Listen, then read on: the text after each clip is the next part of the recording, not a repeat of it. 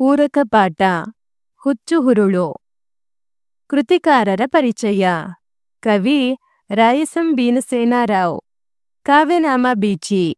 ಜನನ 1913. ಸ್ಥಳ ಹರಪ್ಪನಹಳ್ಳಿ. ಕೃತಿಗಳು ನಿರ್ಭಯಾಗ್ರಪಿ, ತಿಮ್ಮನ ತಲೆ, ತಿಮ್ಮ ರಸಾಯನ. ಕೆಳಗಿನ ಪ್ರಶ್ನೆಗಳಿಗೆ ಉತ್ತರಿಸಿರಿ. ಮೊದಲನೆಯ ಪತ್ರದಲ್ಲಿ ಭಾಷಣಕಾರರು ಯಾವ ಸಮಸ್ಯೆಯನ್ನು ಹೇಳಿಕೊಳ್ಳುತ್ತಾರೆ? ಮೊದಲನೆಯ ಪತ್ರದಲ್ಲಿ ಭಾಷಣಕಾರರು ತಮ್ಮ ಪ್ರವಾಸದ ಖರ್ಚು ಮತ್ತು ತಮ್ಮ 3ನೆಯ ಮಗುವನ್ನು ಕರೆದುಕೊಂಡೇ ಬರಬೇಕಾದ ಅನಿವಾರ್ಯತೆಯನ್ನು ತಿಳಿಸುತ್ತಾರೆ. ಇದರಿಂದ ಅವರ ಆರ್ಥಿಕ ಪರಿಸ್ಥಿತಿಯು ಪರೋಕ್ಷವಾಗಿ ಪ್ರತಿಧ್ವನಿಸುತ್ತದೆ. ಭಾಷಣಕಾರರ ಭಾಷಣದ ವಿಷಯವೇನು? ಭಾಷಣಕಾರರ ಭಾಷಣದ ವಿಷಯ ನಮ್ಮ ಆರ್ಥಿಕ ದುಸ್ಥಿತಿ. ಭಾಷಣಕಾರರಿಗೆ ಪತ್ರ ಬರೆದವರು ಯಾರು?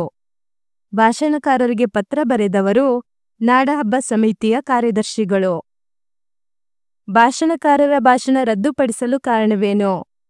ಭಾಷಣಕಾರರ ಭಾಷಣ ರದ್ದುಪಡಿಸಲು ಕಾರಣ ನಾಡಹಬ್ಬ ಸಮಿತಿಯ ಆರ್ಥಿಕ ದುಸ್ಥಿತಿ. ಭಾಷಣಕಾರರ ಸಮಸ್ಯೆಗೆ ಕಾರ್ಯದರ್ಶಿಗಳ ಕೊನೆಯ ಉತ್ತರವೇನು? ಭಾಷಣಕಾರರ ಸಮಸ್ಯೆಗೆ ಕಾರ್ಯದರ್ಶಿಗಳ ಕೊನೆಯ ಉತ್ತರ ಹೀಗಿದೆ: ತಾವು ದಯವಿಟ್ಟು ಹೊರಡಬೇಡಿ. ತಮ್ಮ ಭಾಷಣದ ಕಾರ್ಯಕ್ರಮವನ್ನು ರದ್ದುಗೊಳಿಸಲಾಗಿದೆ. ಇದಕ್ಕೆ ಕಾರಣ ನಮ್ಮ ಆರ್ಥಿಕ ದುಸ್ಥಿತಿ. ತಮ್ಮ ಭಾಷಣಾಮೃತವನ್ನು ಸವಿಯುವ ಪುಣ್ಯವಿಲ್ಲದ ನಿರ್ಭಾಗ್ಯ ಕಾರ್ಯದರ್ಶಿಗಳು. ಧನ್ಯವಾದಗಳು. ಎಲ್ಲಾ ಪಾಠಗಳ ಪ್ರಶ್ನೋತ್ತರಗಳಿಗಾಗಿ ತಪ್ಪದೆ ಪ್ಲೇಲಿಸ್ಟ್ ಅನ್ನು ನೋಡಿ.